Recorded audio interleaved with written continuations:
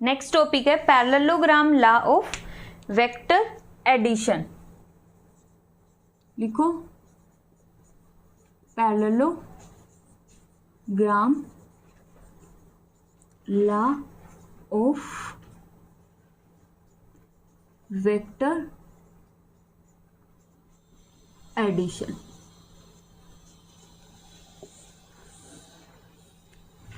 ठीक है, देखो जैसे कल हमने पढ़ा था कि हमारे पास अगर दो वेक्टर है, एक वेक्टर तो है ए वेक्टर और एक वेक्टर है बी वेक्टर। अगर हमारे पास सिंपल नंबर होते ना, जैसे 3 और 4 है, 3 और 4 है, इनको ऐड करो तो तुम सिंपली कर देते हो 3 + 4 रिजल्ट इज 7। लेकिन अगर हमें उनका वेक्टर में सम करना, वेक्टर लगा हुआ हो, तो भी उनका रिजल्टेंट, उनका जो टोटल आएगा वो आएगा तो ऐसे ही ए वेक्टर प्लस बी वेक्टर लिखेंगे उसको ऐसे ही। बट उसको जब सॉल्व करने के बाद ऐसा नहीं कि डायरेक्ट ऐड करेंगे, उसका सॉल्यूशन कल हमने पढ़ा था किसके इक्वल आएगा, A square plus B square plus twice of A B cos of theta. Theta क्या होगा, इन दोनों के बीच का एंगल होगा। ठीक है, तो इसी तरह जैसे कल हमने लिया था triangle law of vector addition, आज के लेक्चर में हम देखेंगे parallelogram law of vector addition. ठीक है, तो देखो इसके अंदर हमने लिया पैरेललोग्राम, पता है क्या होती है, मैथ्स के अंदर पैरेललोग्राम पढ़ा हुआ है। कुछ इस तरह की एक शेप होती है, मैं सिंपल बना देती हूँ, वेक्टर की फॉर्म में नहीं, वैसे देखी हुई है ना, इसी को पैरेललोग्राम बोलते हैं। मतलब इसके ये साइड्स भी आपस में पैरेलल में, ये भी आपस में पैरेलल में होंगे, साइड्स पैरेलल में, ये दोनों पैरेलल में और ये भी पैरेलल में, बट इनका जो एंगल है वो 90 नहीं होगा। अगर एंगल को मैं 90 कर दूं तो ये शेप कैसी बनेगी, या तो कुछ इस तरह की, या फिर एक स्क्वायर बन जाएगी, या तो रेक्टेंगल बन जाएगी, या फिर स्क्वायर बन जाएगी। लेकिन इसी रेक्टेंगल और स्क्वायर को मैं टिल्ट कर दूं, मतलब एंगल को 90 से चेंज कर दूं, 90 के बजाय कुछ और एंगल होगा, मे बी वो 60 डिग्री हो, मे बी वो 120 डिग्री हो। ठीक है, तब इस तरह की शेप को हम क्या बोलेंगे, पैरेललोग्राम बोलेंगे। अब यहाँ पर जो पैरेललोग्राम है, इसमें मैं सिंपल सबसे पहले डेफिनेशन समझा देती हूँ। इसमें बोला गया कि जब दो वेक्टर्स को हम रिप्रेजेंट करते हैं पैरेललोग्राम की दो साइड्स के थ्रू। पैरेललोग्राम के अंदर मेन साइड्स कौन सी होती है, एक तो ये वाली और एक ये वाली, ये दो मेन साइड होगी। यही दो मेन क्यों है, क्योंकि ये तो इसके इक्वल हो गई और ये इसके इक्वल हो गई, तो मतलब यहाँ पे ये दो साइड तो बनाने का कोई लॉजिक भी नहीं बन रहा है यहाँ पे। तो parallelogram law of vector addition में हम क्या बोलेंगे, जब दो वेक्टर्स को पैरेललोग्राम की दो साइड्स रिप्रेजेंट कर रही है, समझ में आया, जब पैरेललोग्राम की दो साइड्स दो वेक्टर को रिप्रेजेंट करती है तो उन दोनों वेक्टर्स के सम को इस पैरेललोग्राम का डायगोनल रिप्रेजेंट करेगा। तो यहाँ पे क्या आ जाएगा, इसका रिजल्टेंट, मतलब इन दोनों वेक्टर्स का सम आ जाएगा। समझ में आया सिंपल सी बात, कि जब पैरेललोग्राम की दो साइड्स दो वेक्टर को रिप्रेजेंट करेगी तो पैरेललोग्राम का डायगोनल उन दोनों के सम को रिप्रेजेंट करेगा। ठीक है, डेफिनेशन लिखो इसकी, समझ में आया। जो मैंने लाइंस समझाई थी ना, वही वाली लाइंस मैंने लिखवाई है कि जब पैरेललोग्राम की एडजेसेंट साइड्स दो वेक्टर को रिप्रेजेंट करेगी तब उनके सम को कौन रिप्रेजेंट करेगा, उनका डायगोनल। यही दो लाइंस मैंने तुम्हें डेफिनेशन में लिखवाई है। जो डेफिनेशन ऑफ बुक वाली लैंग्वेज है तुम अपनी लैंग्वेज में भी लिख सकते हो, जो मैंने समझाया है। ठीक है, चलो अब इसका एक अच्छा सा डायग्राम बना लो। यहाँ पे ए वेक्टर, ये हो गया छोटा बी वेक्टर,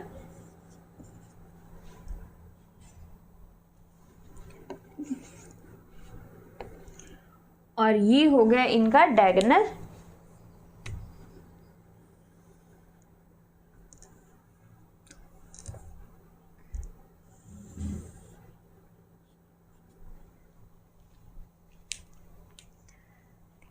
कुछ मिला दो इस तरह से, ये यहां तक खींचना जहां पे मिल जाए।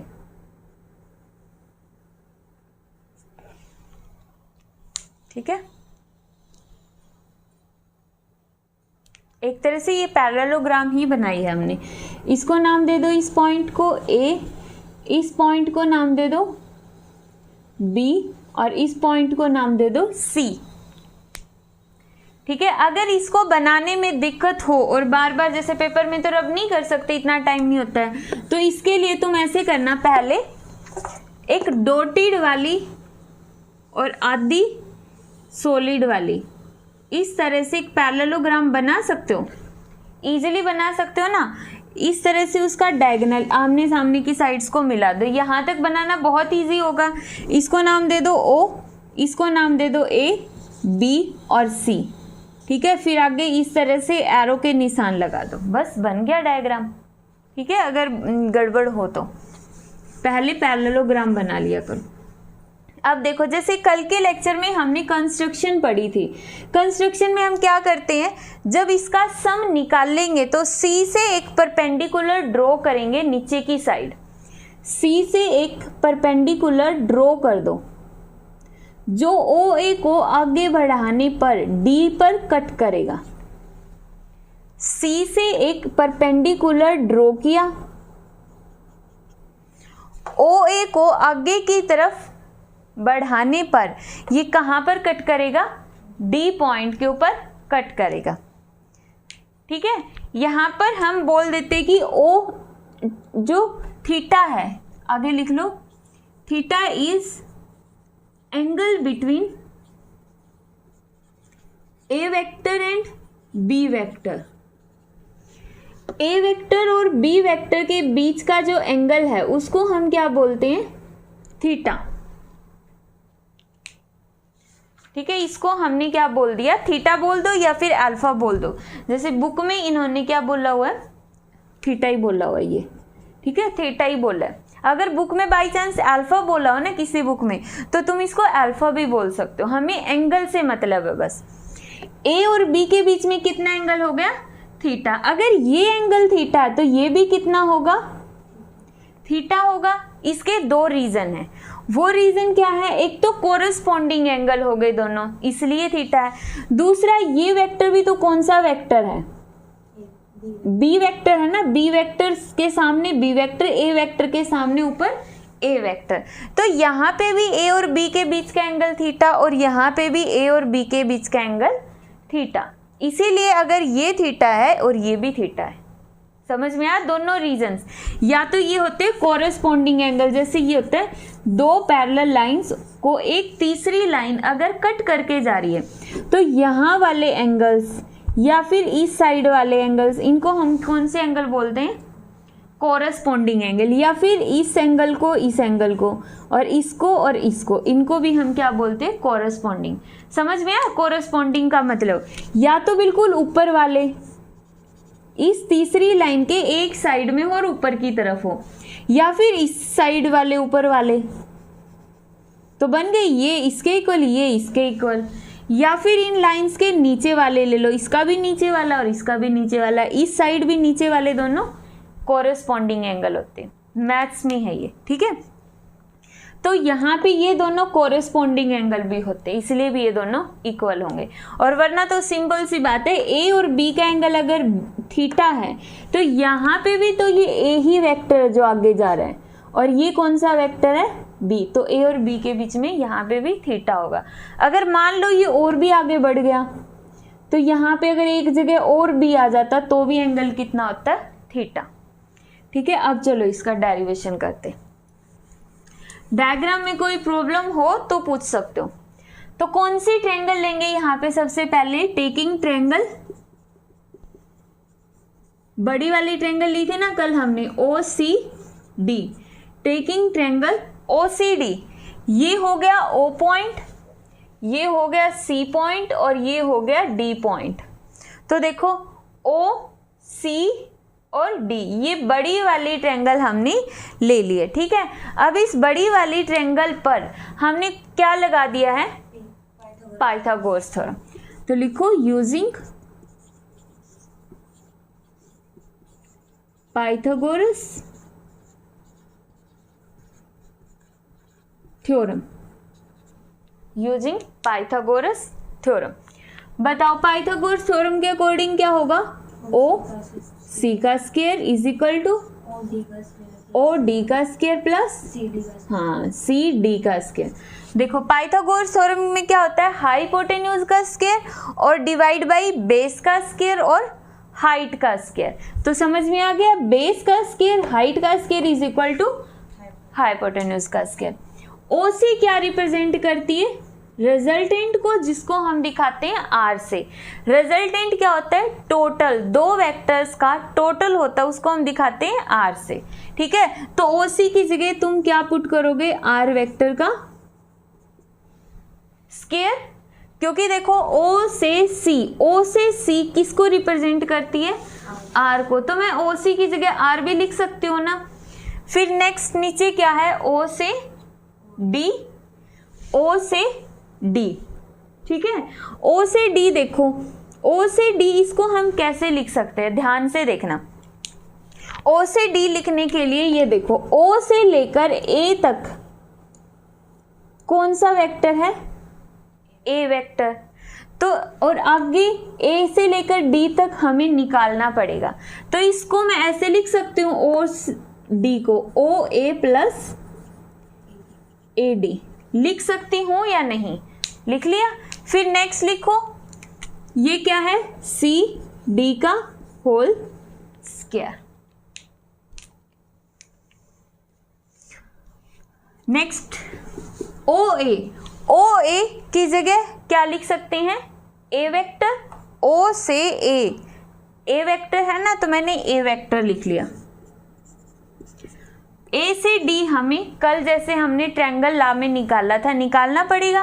कौन सी ट्रायंगल लेंगे, ट्रायंगल ए सी डी। ए से ट्रायंगल के अंदर निकालने का तरीका क्या होता है, मैं दोबारा से बता रही हूँ। Trigonometric ratio is equal to unknown divide by known. ठीक है, और ट्रिग्नोमेट्रिक रेशियो कौन से होते हैं, SCT, पंडित, बद्री, प्रसाद, हर हर बोले।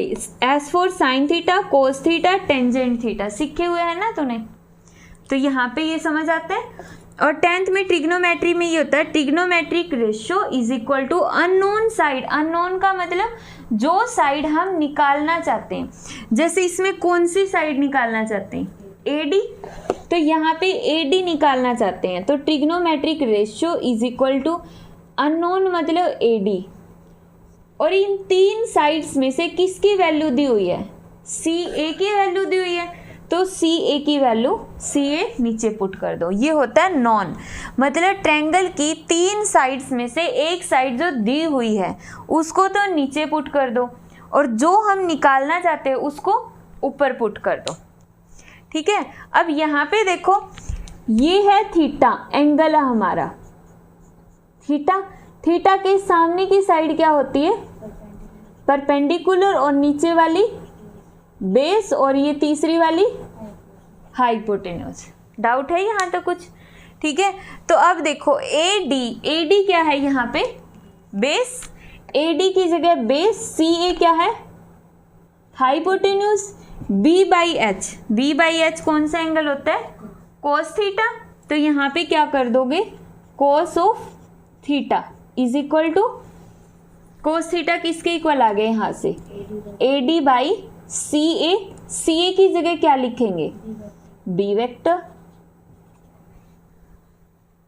बताओ कोई प्रॉब्लम, आगे AD की वैल्यू निकाल दो, AD is equal to B vector cos of theta.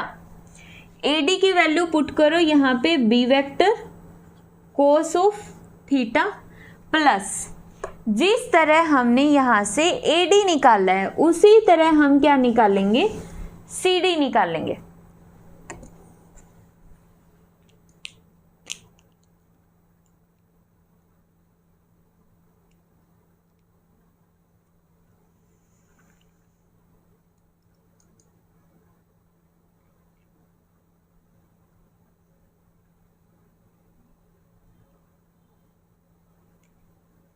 ठीक है, अब देखो यहाँ से जो CD है, अब ट्रिग्नोमेट्रिक रेशियो किसके इक्वल होगा, CD निकालना चाहते हैं, ये वाली साइड CD निकालना चाहते हैं, दी हुई क्या है CA, तो CD divide by CA। CD क्या है परपेंडिकुलर, CA क्या है हाइपोटेन्यूज, P बाई H किसके इक्वल होता है साइन थीटा। तो यहाँ से साइन थीटा किसके इक्वल आ गया CD divide by CA, CA की जगह B वेक्टर, तो यहाँ से CD की वैल्यू किसके इक्वल आ गई B वेक्टर साइन थीटा, और इसकी वैल्यू यहाँ पे पुट कर दो CD की जगह।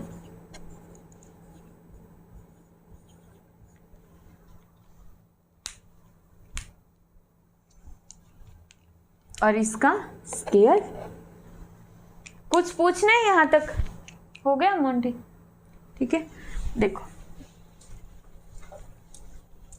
अभी आगे हमें इसका स्केयर खोलना है, सिर्फ स्केयर खोल दो। जब भी हम किसी भी वेक्टर का, जब ये वेक्टर साइन लगा हुआ हो और इसका स्केयर करते हैं तो वेक्टर हट जाता है और सिर्फ स्केयर बच जाएगा।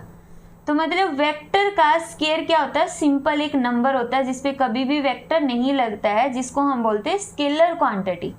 ठीक है, तो यहाँ से वेक्टर हटा दोगे, यहाँ पे कितना आएगा, इसका भी स्केयर था और इसका भी स्केयर था।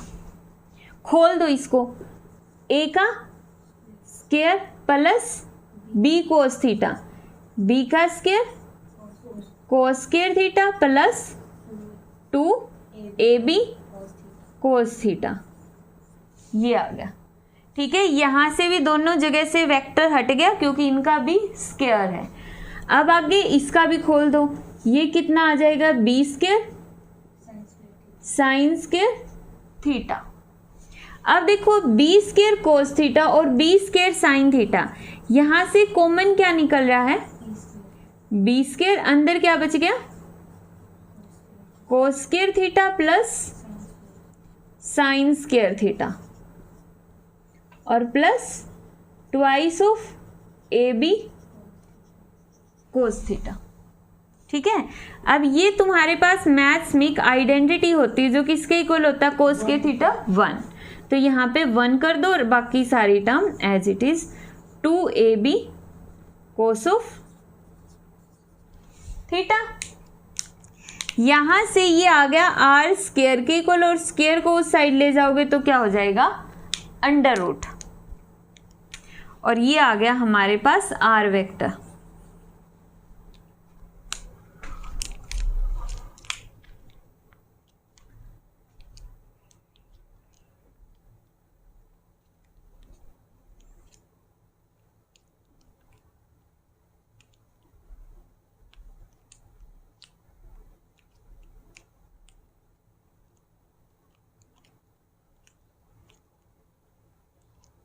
ठीक है, कर लोगे यहाँ तक। उसके बाद हमें क्या निकाली थी कल के लेक्चर में, डायरेक्शन। तो यहाँ पे भी डायरेक्शन निकालनी, इसके बाद होता है डायरेक्शन स्टार्ट। टॉपिक कंप्लीट हो चुका है, डायरेक्शन 2 लाइनों में निकल जाएगी, फिर इसके स्पेशल केस आएंगे। ठीक है, तो डायरेक्शन मतलब कि क्या, जो रिजल्टेंट होता है, जो मेन वाला वेक्टर, जो दोनों वेक्टर को ऐड करने के बाद एक ये तीसरा वेक्टर आया है, इस तीसरे वेक्टर ने इन दोनों में से किसी भी एक के साथ ले लो। मान लो मैं ए वेक्टर के साथ ले रही हूँ, इस मेन वाले वेक्टर ने ए वेक्टर के साथ जो एंगल बनाया है अल्फा, हम उसका टेंजेंट अल्फा निकाल देते हैं। यही क्या होती है डायरेक्शन निकालना। ठीक है, डायरेक्शन में हम क्या लेते हैं टेंजेंट अल्फा। अब यहां से बताओ, हमने अभी पढ़ा था SCT, पंडित बद्री प्रसाद हर हर बोले, टेंजेंट थीटा किसके इक्वल आ था, हाँ P बाई B। तो ये रहा एंगल, अब की बार हमारा अल्फा, एंगल कौन सा है अल्फा। थीटा के सामने की साइड परपेंडिकुलर, तो क्या लिखूं पर CD। ठीक है, और नीचे क्या है इसका OD, तो OD क्या होगा इसका बेस। ठीक है, तो CD और OD को हम क्या लिख सकते हैं OA plus AD, OA plus AD। तो यहाँ से आ गया टेंजेंट अल्फा। सी डी की वैल्यू हम निकाल चुके, कितनी आई थी, बी साइन थीटा। तो लिख दो B vector sine theta. O A की वैल्यू हमारे पास है ए वेक्टर और ए डी की बी कोस थीटा। हाँ, B vector cos of theta. तो यहां से क्या निकल गया, टेंजेंट ऑफ अल्फा। हम इसका करते हैं स्पेशल केसेस। ठीक है,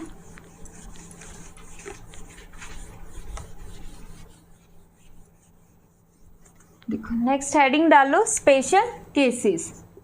सबसे फर्स्ट वाला स्पेशल केसेस में इन्होंने दिया है, अगर थीटा इज इक्वल टू कितना हो जाए, 0 डिग्री। थीटा 0 डिग्री होने का मतलब क्या है, जो P vector and Q vector है वो कैसे हैं, आर पैरेलल।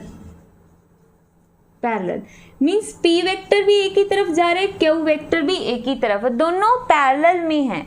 तो एंगल कितना होगा, 0 डिग्री हो जाएगा उन दोनों के बीच में। अब बताओ रिजल्टेंट कितना बनेगा।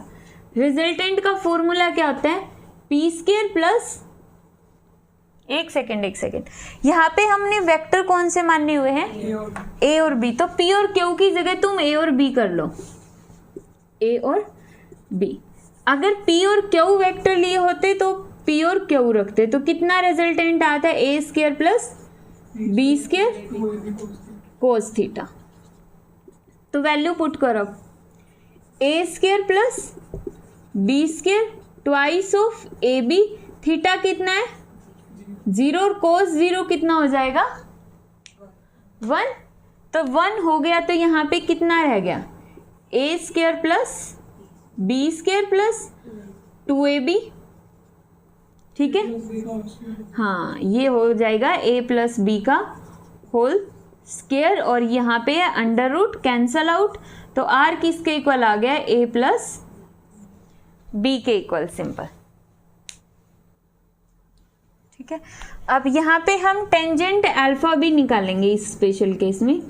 टेंजेंट अल्फा यहाँ पे कितना हो जाएगा, B vector sine of theta कितना है 0 degree, A vector plus B vector cos of 0 degree. Sine 0 कितना आता है 0, ऊपर 0 होगा तो नीचे चाहे कुछ भी हो, टेंजेंट अल्फा किसके इक्वल हो जाएगा 0। तो अल्फा कितना आ गया 0 डिग्री। मतलब अगर P और Q पैरेलल है तो उनका रिजल्टेंट भी उनके साथ पैरेलल होगा, मतलब उसी डायरेक्शन में होगा। इन दोनों का रिजल्टेंट भी, हमारे केस में ये थे A और B। कर लोगे। अब सेम केस तुम 180 के लिए करके देखो, जब एंगल कितना होगा 180 डिग्री होगा इन दोनों के बीच में, मतलब A इस तरफ जा रहा है, B उस तरफ जा रहा है, तो एंगल कितना हो जाएगा 180 डिग्री। करो। ठीक है, तो जब ये दोनों क्या होंगे, एंटी पैरेलल होंगे, तो थीटा कितना आ जाएगा 180 डिग्री। तो यहाँ पे आ गया कोस 180 डिग्री। तो आंसर कितना आ जाएगा, r is equal to a minus B. निकल गया। अब इसी तरह से टेंजेंट अल्फा निकाल दो, कितना हो गया b साइन 180 डिग्री, और नीचे कितना आ जाएगा a plus B cos 180 degree. Sine 180 कितना होता है 0, साइन 0 भी 0, साइन 180 भी 0। तो यहाँ पे फिर से 0 आ गया और अल्फा कितना आ गया 0 डिग्री आ गया।